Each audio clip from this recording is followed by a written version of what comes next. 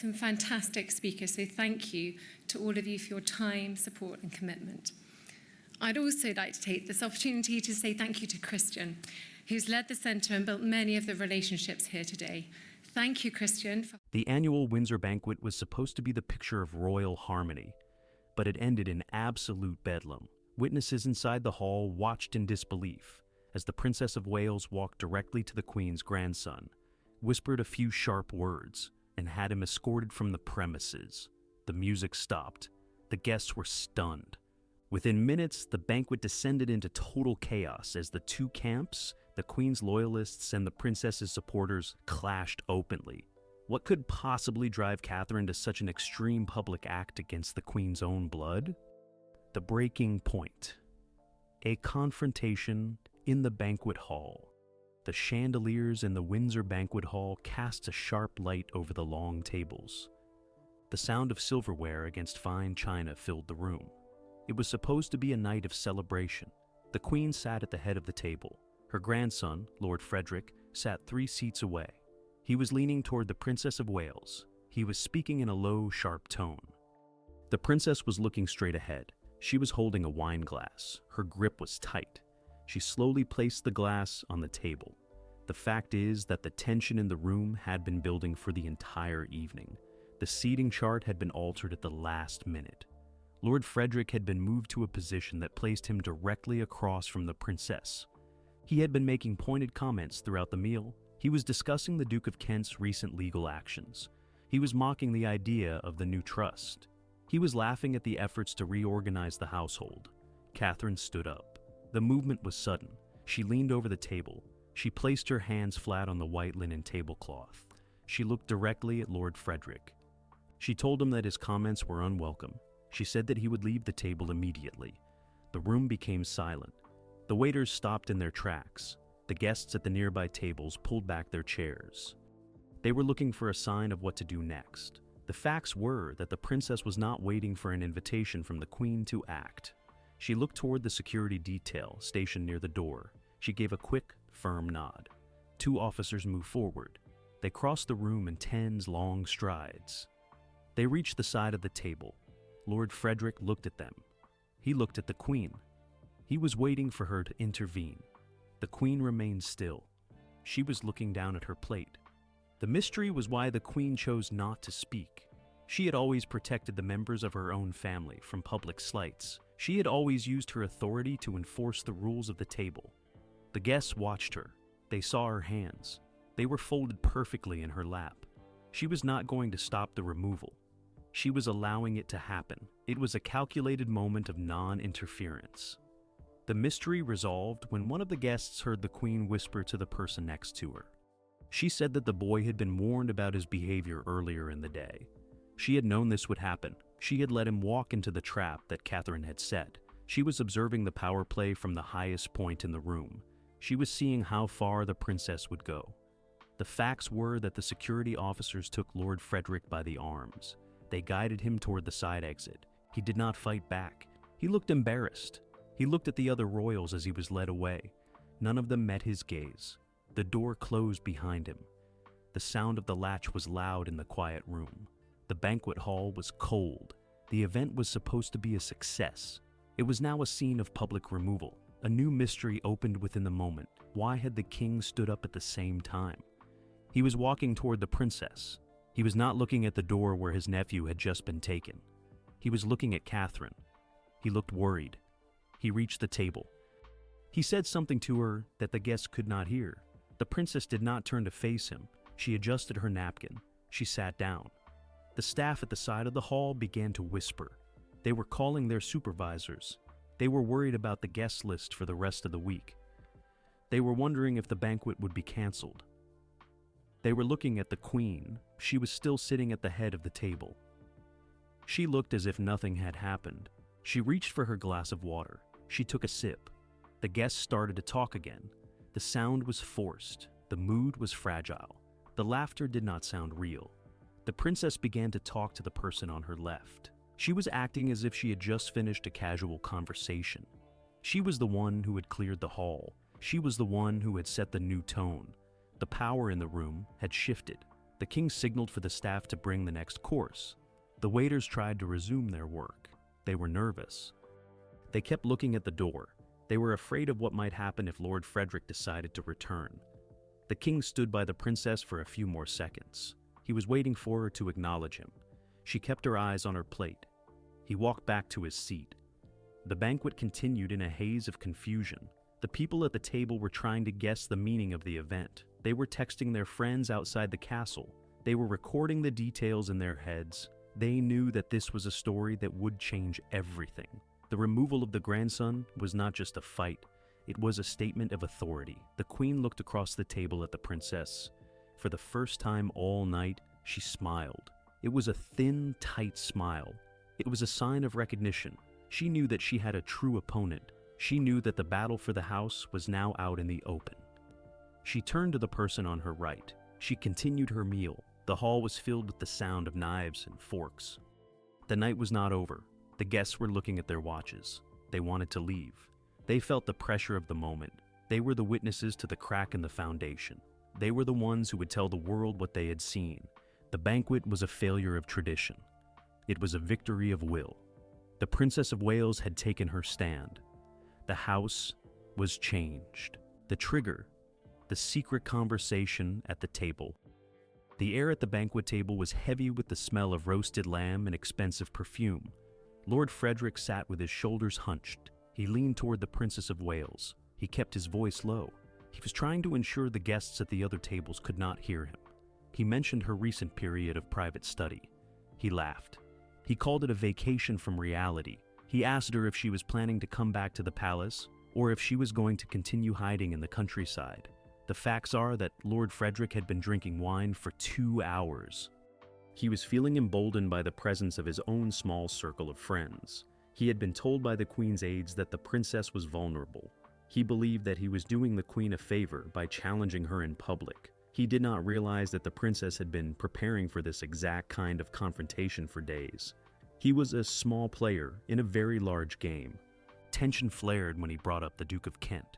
He suggested that the Duke was only using the princess to settle his own old scores. He said that the trust agreement was a joke. He told her that she was being played by the older generation. He looked at her with a smirk. He thought he was being clever. He was unaware that the princess had already secured the trust documents and that she was currently holding all the cards. The mystery was why the Queen's grandson had chosen this moment to voice his disdain. He was not a natural provocateur. He usually stayed out of the administrative details of the house.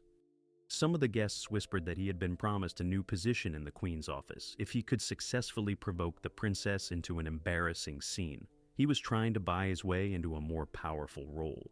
The mystery resolved when a waiter accidentally tipped a tray of crystal near the spot where Frederick had been sitting earlier. A small discarded piece of paper fell from his pocket. It was an itinerary. It had the schedule for the princess's private study marked in red ink. It was not a personal note. It was a document produced by the Queen's intelligence team. He was carrying his instructions with him to the dinner table. The facts were that the princess had seen the paper before the waiter picked it up.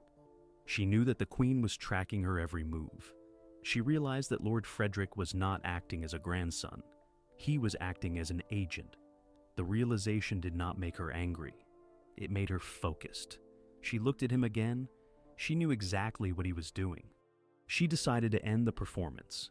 A new mystery emerged when Lord Frederick stood up to leave the table after his removal. He walked toward the exit. He did not go to his private room. He turned toward the kitchens. Why would the Queen's grandson head into the service area? A staff member followed him at a distance. He reported that Frederick was meeting with someone in the loading bay. The princess watched the door. She did not look away. She knew that the banquet hall was just the start. If Frederick was going to the service area, he was going to meet with the people who were running the Queen smear campaign. She stood up. She whispered a command to her chief of security. She told him to follow Frederick and to record every word of the conversation in the loading bay. The king noticed her movement. He stood up from his chair. He was trying to maintain the appearance of control. He asked the princess if she was leaving. She told him that she needed a moment of fresh air. She walked toward the door. She was not going to follow Frederick. She was going to wait for the report from her security team. She knew the truth was about to be laid bare. The banquet hall was still struggling to recover. The guests were looking at their plates. The music was playing, but no one was listening to it. The king was left to hold the table together. He looked at the queen. She was still sitting there. She was not even looking at the exit. She was reading a menu. She was the picture of unbothered authority. The princess reached the hallway. The air was cooler here. She took a deep breath. She felt the weight of the night. She had done the right thing. She had called out the sabotage. She had not let the disrespect stand. She knew that her life would be different after tonight. She was no longer just a member of the family. She was the one who was defining the new rules. The report from the loading bay would arrive in 10 minutes. She waited by the wall. She checked her watch. She was calm. She had seen the paper in the pocket. She had seen the look on Frederick's face.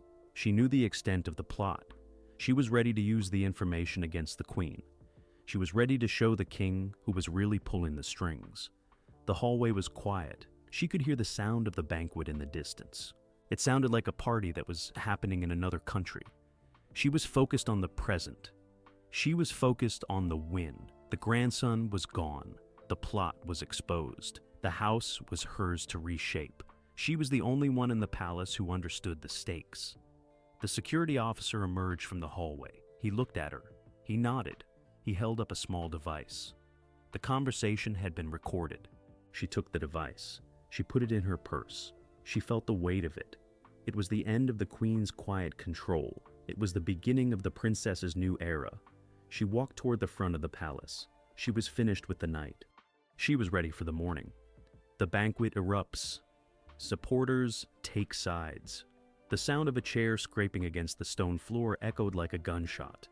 A young duke, known for his loyalty to the queen, stood up. He pointed a finger at the security guards who were still standing near the exit. He demanded to know who had authorized the removal of a family member from the table. The room turned to face him. He was red in the face. He was shouting over the sound of the ambient music, which had not yet been cut. He looked at the Princess of Wales. She did not flinch. The facts are that the loyalist faction had been waiting for a reason to challenge the princess's influence. They saw the removal of Lord Frederick not as a matter of decorum, but as an act of treason against the Queen's authority. They stood up one by one. The banquet hall was no longer a dinner party. It was a political protest. The guests were trapped in the middle of a conflict that had been simmering for weeks. Tension reached its peak when the king stood up. He walked to the center of the room. He held his hands out to calm the guests. He asked for silence. He did not get it. The loyalist duke continued to speak. He argued that the house was being torn apart by the personal agendas of one person. He looked at the king. He asked him if he was going to allow his own family members to be treated like commoners. The mystery was how the king would handle this direct challenge to his authority in front of his guests. He had spent the day trying to appear as the neutral mediator. Now, he was being forced to pick a side. Some of the guests thought he would side with the queen to maintain order. Others believed he would stand with the princess to show that he was taking control of his own household. The mystery resolved when the king did not speak to the duke. He walked past him. He went to the place where the princess was sitting. He pulled out the chair next to her and sat down. He ignored the duke entirely. He leaned over and spoke to the princess. He did not look at the rest of the room. He was signaling that he was siding with his daughter-in-law. It was a move that silenced the duke. The facts were that the loyalist faction was left standing in the middle of the room. They looked foolish. They had expected the king to reprimand the princess. Instead, he had joined her. The loyalists sat down, one by one. They were defeated. They had tried to turn the room against her, and they had failed. The banquet hall felt smaller now. The power of the queen's camp had been punctured. A new mystery opened as the doors to the hall opened again. A senior official from the government appeared. He had not been invited. He held a leather briefcase. He walked to the table. He did not speak to the king. He spoke to the queen. He handed her a document. She looked at it. She did not show any emotion. She folded the document and put it in her lap. The princess watched the queen. She wondered what was in the briefcase. She knew that the government official was not there for the food. She suspected that the document was the result of the investigation into the palace finances that the Duke of Kent had initiated. The room was tense again. The banquet was no longer about the food or the guests. It was about the future of the crown. The queen looked at the king. She finally spoke. She said that the evening was over. She did not say it as a request. She said it as a command. The guests started to move. The waiters started to clear the tables. The banquet had failed. The house was in total disarray. The loyalists looked at the queen. She was already walking toward the exit. The princess stayed in her seat. She was still sitting next to the king. They were talking quietly. She was watching the room clear out. She saw the faces of the people who had stood against her. They looked worried. They knew that their time of influence was ending. She felt no pity for them. She felt only the satisfaction of a job done correctly. The hall was soon mostly empty. The tables were covered in half-finished meals. The lights were beginning to dim. The king stood up. He offered his arm to the princess. They walked together toward the door. They were not looking at the people who were left behind. They were looking forward. They were setting the tone for the coming days. The loyalists were left standing in the shadows of the room. They had no idea what to do. They had been abandoned by the queen and ignored by the king. They had lost the battle for the banquet hall. They had lost the support of the house.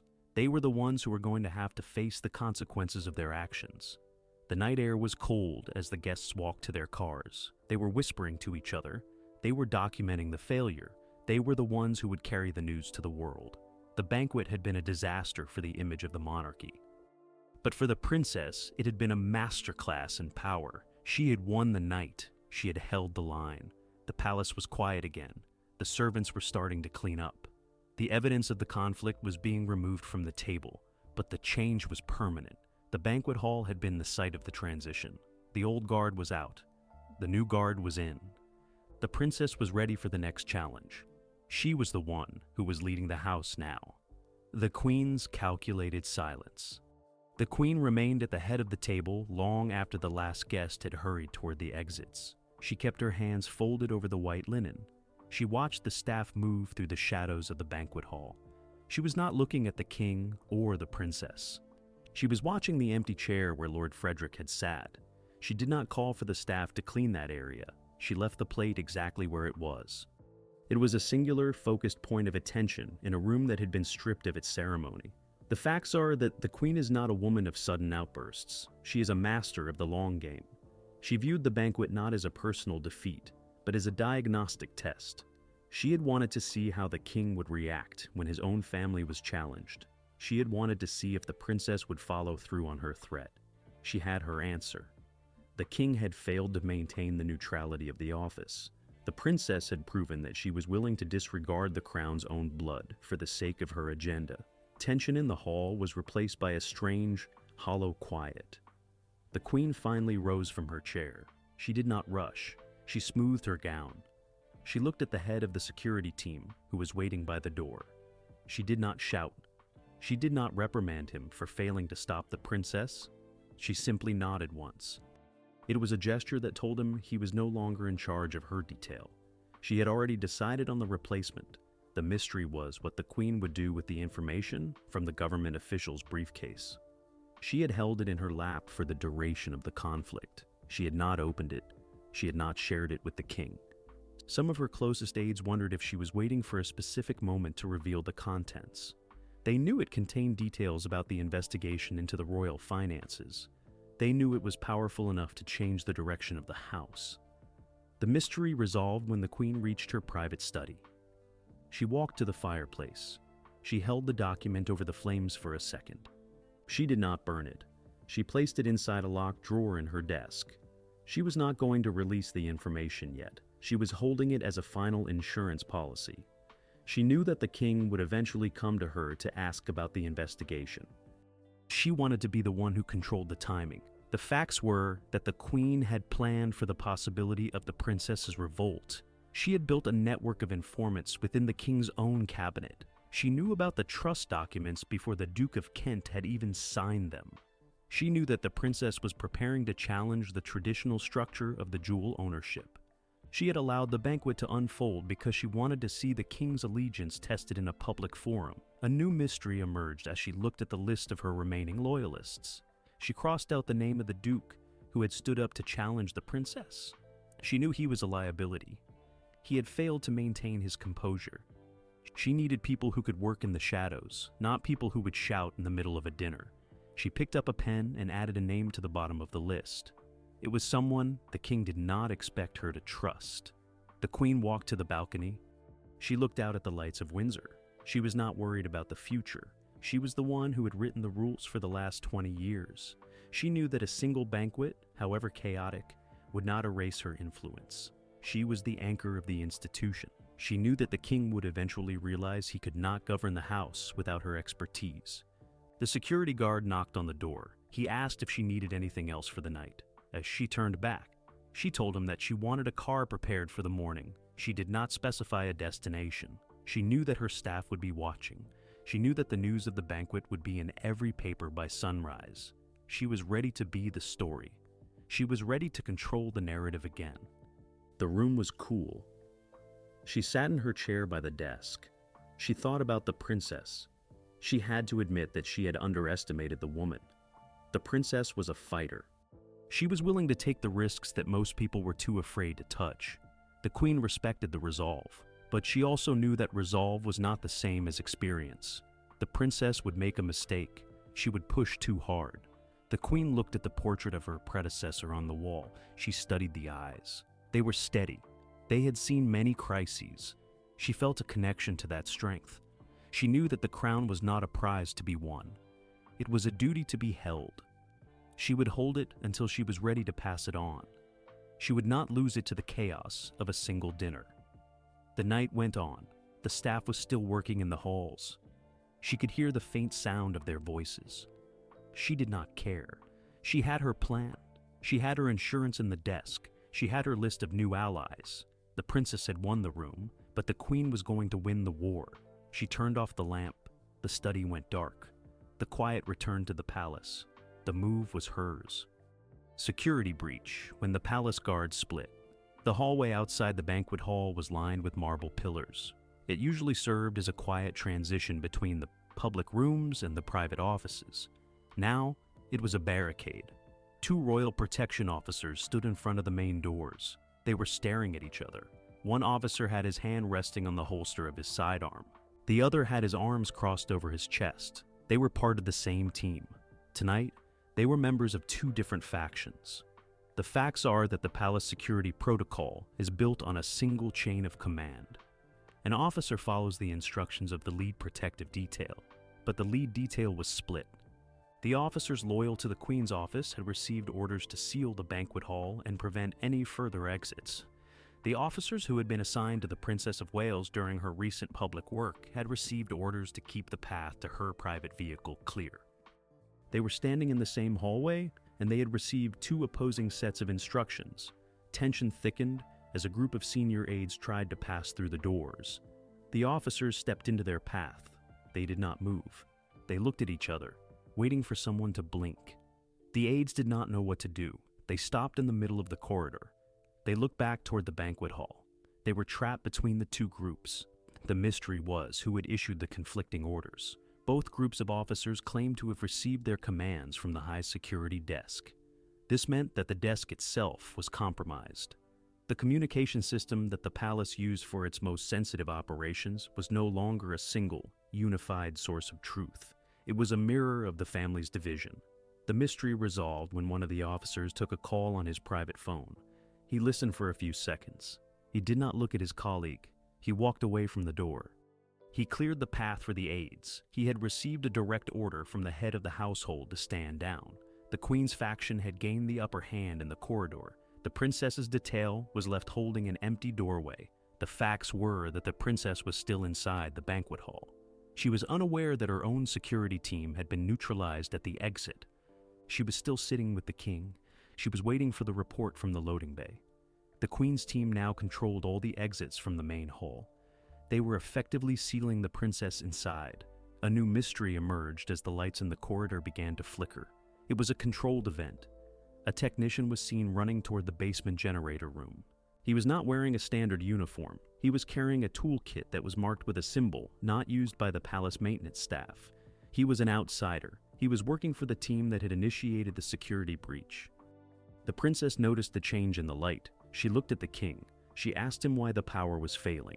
He looked at the ceiling. He tried to call his aide, but his phone had no signal. The hall was losing its connectivity to the outside world. The Queen had not just restricted the exits, she had severed the communications of the room. The king stood up again. He tried to walk toward the door, but a security officer blocked his path. He told the king that it was not safe to leave the hall. He cited a system failure as the reason. The king was being kept inside his own banquet hall by the guards who were supposed to be protecting him. The breach was total. The guests were now feeling the fear. They were huddled in the center of the hall. They were not talking anymore. They were looking at the guards. They were waiting for someone to explain what was happening. The princess realized that she was not just in a fight for the house. She was in a struggle for her own safety. She walked to the queen's chair. She looked down at her. She saw that the queen was completely calm. She realized that this was not a mistake by the security team. It was a planned operation. She had been led into a trap. The banquet was the bait. The breach of security was the cage. She leaned down. She whispered to the queen that this would not work. The queen did not look up. She continued to look at the plate in front of her. She did not answer. She had the king contained. She had the princess contained. She had the guests contained. She had the security team on her side. She had turned the banquet into a private cell. The hall was dark now.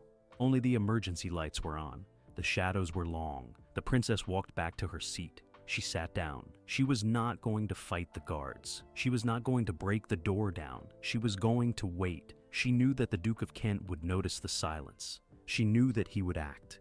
The king looked at the princess. He was pale. He was a man who had never seen the palace turn against him. He realized that the queen had taken the final step. She was willing to break the law to maintain her position. He put his hand on the princess's hand. They sat in the dark. They waited for the rescue that had to come. The banquet hall was a tomb. The house was at war. The aftermath. A kingdom in shock. The morning light crept through the high windows of the banquet hall. It caught the dust motes dancing over the ruined tables. The crystal glasses were still scattered across the white linens. A few chairs were overturned. The room looked like the site of a disaster. The emergency lights had finally flickered off. The main power was back, but the silence remained. The cleaning crew stood at the edge of the hall. They were waiting for orders. They did not dare to touch the debris of the previous night. The facts are that the news of the banquet had leaked before dawn. It was not a formal statement from the palace press office. It was a series of frantic reports from the guests who had been locked inside. They had used their phones to bypass the failed network. They had sent photos of the dark hall and the closed doors to every major news outlet. The image of the king and the princess sitting in the emergency light had already become the defining visual of the crisis. Tension shifted from the inside of the palace to the gates. A large crowd of reporters and photographers had gathered. They were not waiting for a press conference. They were waiting for a sign of movement. The palace gates were locked. No one was leaving, no one was entering. The staff inside had been instructed to block all access to the royal family. The king was officially in consultation. The mystery was how the king's office would frame the event. They had to explain why the guests were held against their will. They had to explain why the security team had been split. They had to explain the presence of the unauthorized technician in the generator room. The palace communications team was silent. They were struggling to find a story that the public would believe. The mystery resolved when a brief 3-sentence statement was released at 9 o'clock. It claimed that a technical malfunction had caused a security lockdown for the safety of the guests. It made no mention of the princess. It made no mention of the queen. It was a clinical cold dismissal of the chaos. The public did not buy it. The evidence from the photos was too strong. The facts were that the Duke of Kent had moved his own security team to the perimeter of the estate. He was no longer waiting for the king to resolve the situation. He had declared that he was securing the safety of the institution. It was a bold, unprecedented move. He was effectively putting the queen's own residence under a form of house arrest. He was telling the world that the king had lost his grip. A new mystery opened as the doors to the queen's study were opened from the inside. She walked out into the corridor. She was dressed for travel. She was carrying a single small bag. She did not look at the security guards. She walked straight toward the side exit of the palace. She was not going to the garage. She was going to the private airfield. The princess watched her from the top of the grand staircase. She did not move. She felt a surge of relief. The queen was leaving. The standoff in the banquet hall had forced her hand. She could not stay in a house where her authority had been broken. She could not stay in a house where the Duke of Kent was calling the shots.